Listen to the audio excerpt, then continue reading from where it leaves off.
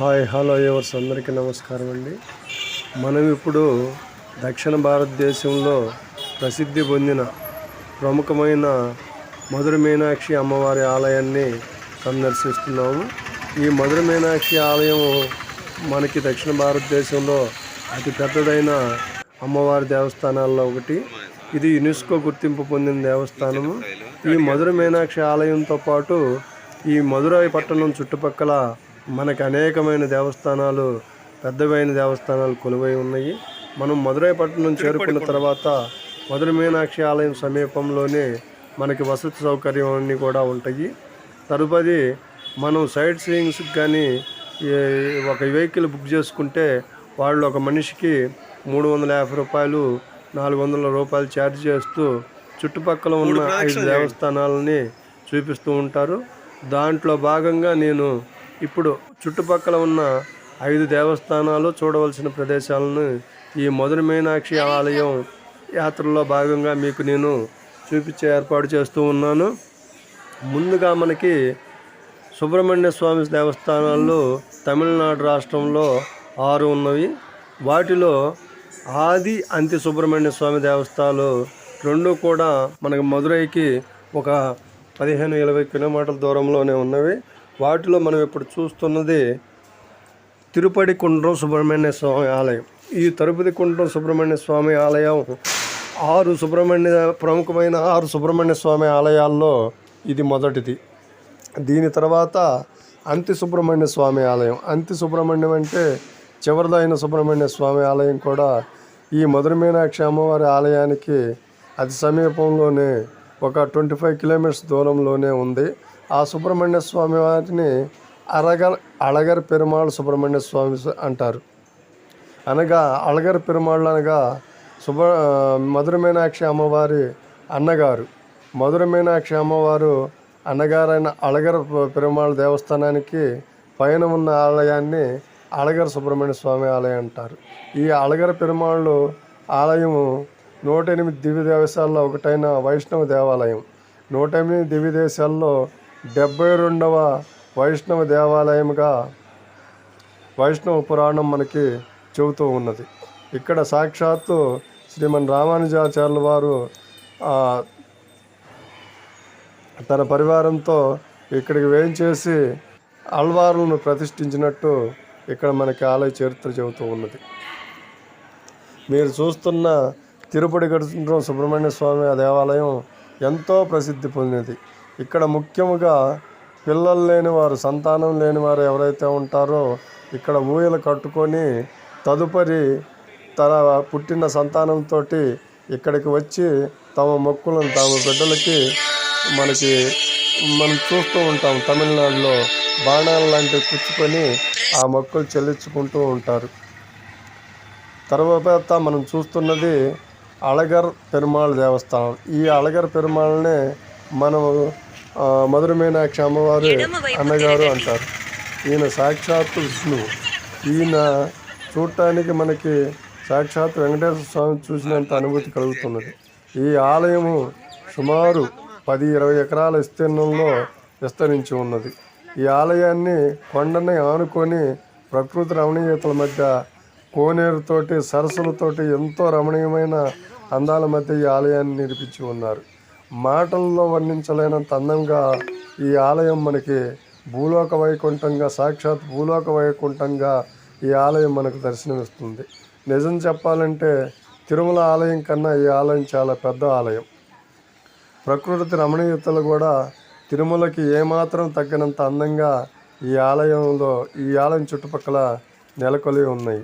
ఈ ఆలయాన్ని కూడా తిరుమల నాయగర్, మధుర మీనాక్షి అమ్మవారి ఆలయాన్ని నిర్మించిన తిరుమల నాయగరే ఈ ఆలయాన్ని నిర్మించినట్లు, విస్తరించినట్లు ఇక్కడ స్థానిక చరిత్ర మనకు తెలియపరుస్తూ ఉన్నది.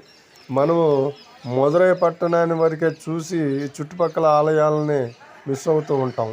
ఎవరైతే దక్షిణ భారతదేశ యాత్రకు వస్తున్నారో వాళ్ళు మధురైలో 1-2 రోజులు స్టే చేసేటట్లు ఏర్పాటు చేసుకొని నేను ఇప్పుడు తెలియపరిచిన ఆలయాలన్నిటిని కూడా ఒక టూరేజ్ ప్యాకేజీలో చేర్చుకొని మీరు చూసి ఆ అళగర్ పెరుమాళ్ సుబ్రహ్మణ్య స్వామి ఆ మధుర మీనాక్షి అమ్మవారి కృపకి మీరు కూడా పాత్రలు అవుతారని కోరుకున్నాను. ఈ చూస్తున్న ఎంట్రన్సే మనకి అళగర్ పెరుమాళ్ టెంపుల్లోకి లోపలికి వెళ్ళే ఎంట్రన్స్. ఇది సువిశాలమైన చాలా పెద్ద దేవస్థానం. మనం మెయిన్ డోర్ నుంచి మెయిన్ ఎంట్రన్స్ నుంచి సుమారుగా ఒక 1/2 కిలోమీటర్ నడిస్తే కానీ మనం మెయిన్ ఆలయాన్ని చేరుకోలేము. ఈ చుట్టూ కూడా అతి పెద్దమైన 2 ప్రాకారాలు, దాని లోపల ఇంకో చిన్న ప్రాకారం అట్లా నిర్మించి ఉన్నది. మన తిరుమల టెంపుల్లో కానీ ప్రాకారం లోపల ఇంకో ప్రాకారం, లోపల గాంత్రాలయానికి సంబంధించిన ప్రాకారం ఉన్నట్టు ఈ ఆలయం చుట్టూ కూడా పెద్దమైన రాతి కోటగోడల టైప్లో మనకు కనిపిస్తూ ఉన్నాయి. ఈ ఆలయంలోని పైనుంచి ఆరోగ్యానికి సంబంధించి ఏదన్నా అనారోగ్యంతో ఇబ్బంది పడే వాళ్ళకి పైనుంచి పడే వాటర్ తోటి ఒక కోనేరు లాంటిది ఇక్కడ ఉంది. దాంట్లో నుంచి వాటర్ని మనకి ట్యాప్ రూపంలో బయటికి ఏర్పాటు చేసి ఉన్నారు. ఈ బాటిల్ ద్వారా ఎవరైతే అనారోగ్యంతో బాధపడుతున్నారో, చర్మ సమస్య రోగాలతో బాధపడుతున్నారో ఈ వాటర్ను సేవించి వాళ్ళకి ఆరోగ్యం మెరుగుపడుతుందని ఇక్కడున్న స్థానికులు మనకు తెలియపరిచి ఉన్నారు. మేము కూడా ఈ ఆలయంలోని వాటర్ని కొద్దిగా తెచ్చుకొని ఉన్నాం. ఇదే ఆలయంలో మెయిన్ అంతరాలయంలోకి వెళ్ళటానికి మెయిన్ దారి. ఈ ఎడం చేతి పక్కగా వెళితే మనం అంతరాలయంలోకి వెళ్తాము. ఈ ఆలయం కూడా చాలా పెద్దదైన ఆలయం. మీరు చూస్తున్నారు, చుట్టూ అడవి మధ్యలో కోటగోడ నిర్మించి ఈ ఆలయాన్ని నిర్మించి ఉన్నారు. ఈ ఆలయం మనకు మెయిన్ మధుర మీనాక్షి అమ్మవారి టెంపుల్కి సుమారు ఒక 25 కిలోమీటర్ల దూరంలో ఉన్నది. మనకి 5 ప్యాకేజీల్లో భాగంగా ఫస్ట్ తిరుపతి కుండ్రం, తర్వాత అళగర్ పెరుమాళ్ టెంపుల్, తర్వాత అళగర్ పెరుమాళ్ టెంపుల్ పైన కొండ మీద ఉన్న అళగర్ సుబ్రహ్మణ్య స్వామి ఆలయాన్ని కూడా వాళ్ళు మనకు చూపిస్తూ ఉంటారు. ఇక్కడ వైష్ణవ మతానికి సంబంధించి అనేక మంది భక్తులు ఈ ఆలయాన్ని సందర్శిస్తూ ఉంటారు. ఇది 108 దివ్య దేశాల్లో 72వ దివ్య దేశంగా ఇక్కడ మనకి చరిత్ర చెబుతూ ఉన్నది.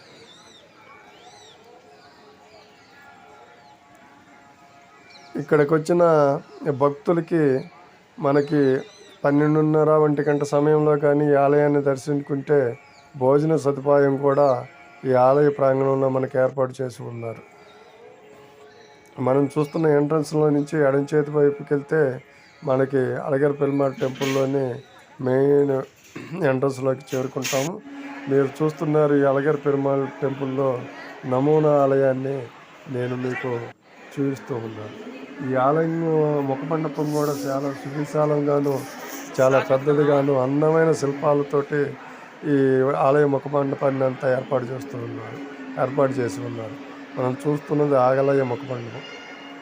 తదుపరి మనం స్వామివారికి అతి చేరువలో చేరుకొని సుమారు 5-10 అడుగుల దూరం నుంచి మనము స్వామివారిని చూస్తాం. ఈ స్వామివారు సాక్షాత్తు తిరుమలలో వెంకటేశ్వర స్వామి చూసినంత అనుభూతి తిరుమలలో కూడా మనం అంత దగ్గరగా వెంకటేశ్వర స్వామి చూడలేము. ఇరు దేవులతో కలిసి స్వామివారు మనకి ఎంతో అందంగా దర్శనమిస్తూ ఉన్నారు.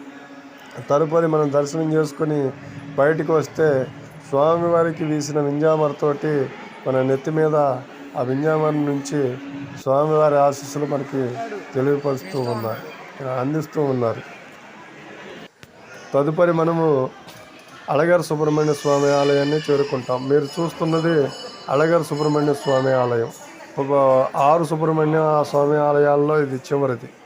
ఈ ఆలయం చేరుకోవటానికి అళగర్ పెరుమాళ్ టెంపుల్ అనగా విష్ణుమూర్తి టెంపుల్ నుంచి 10 రూపాయల ఛార్జీతోటి దేవస్థానం వారు మినీ బస్సులు ఏర్పాటు చేసి ఉన్నారు. ఘాట్ రోడ్లో నుంచి మనము ఈ 10 రూపాయల టికెట్ తోటి సుమారుగా ఒక 6 కిలోమీటర్ల దూరం కొండ మీదకి ప్రయాణం చేసినాక ఈ అళగర్ సుబ్రహ్మణ్య స్వామి ఆలయాన్ని చేరుకుంటాం. తదుపరి మనల్ని అళగర్ పెరుమాళ్ ఆలయం తర్వాత మనం తిరుమల నాయగర్ ప్యాలెస్ చూపిస్తారు. ఈ తిరుమల నాయగర్ ప్యాలెస్ చాలా సువిశాలంగాను సుమారు ఒక 20 ఎకరాల విస్తీర్ణంలో విస్తరించి ఉన్నది.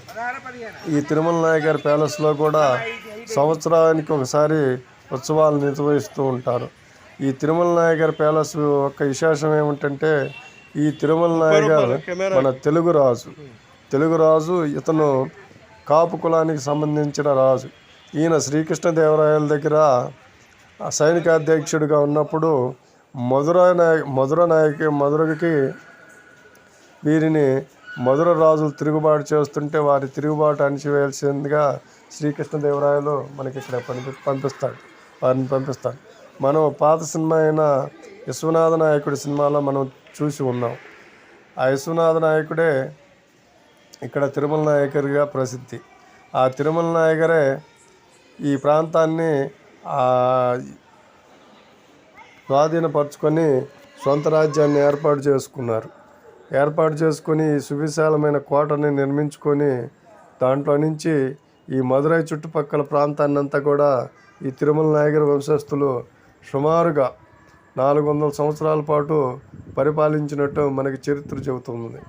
ఇక్కడ వీళ్ళ మీద ఎక్కడా కూడాను ముస్లిమ్స్ దండయాత్ర కానీ తదుపరి బ్రిటిష్ పరిపాలనలో కూడా కానీ వీళ్ళ మీద ఎక్కడా కూడా తదుపరి యుద్ధాలు జరిగినట్టు మనకి చరిత్ర ఎక్కడా కూడా లేదు.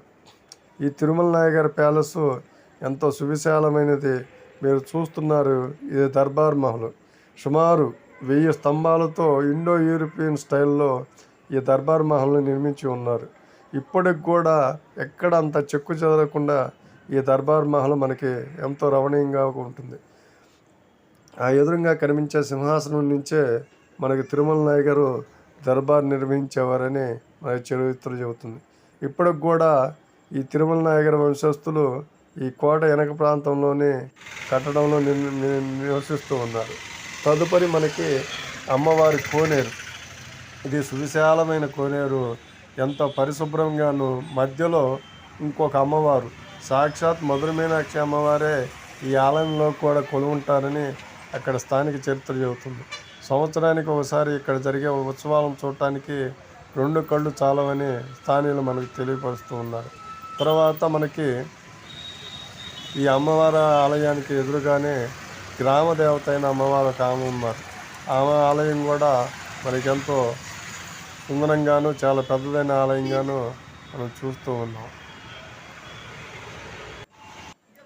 నేను ఎప్పటికప్పుడు మన భారతదేశంలోని ప్రముఖమైన పుణ్యక్షేత్రాలు, సందర్శనీయ స్థలాలను నాగరాజు టెంపుల్ ట్రావెల్స్ ద్వారా మీకు అందిస్తూ ఉంటాను. మీరు నన్ను సపోర్ట్ చేస్తూ నా వీడియోలను ఆదరిస్తూ నన్ను ఇంకా ఇటువంటి అందమైన వీడియోలను ఎప్పటికప్పుడు మీకు టెలికాస్ట్ చేయటానికి నాకు ప్రోత్సాహాన్ని కలిగించవలసిందిగా కోరుతున్నాను. Please support my channel, please subscribe my channel. Thank you.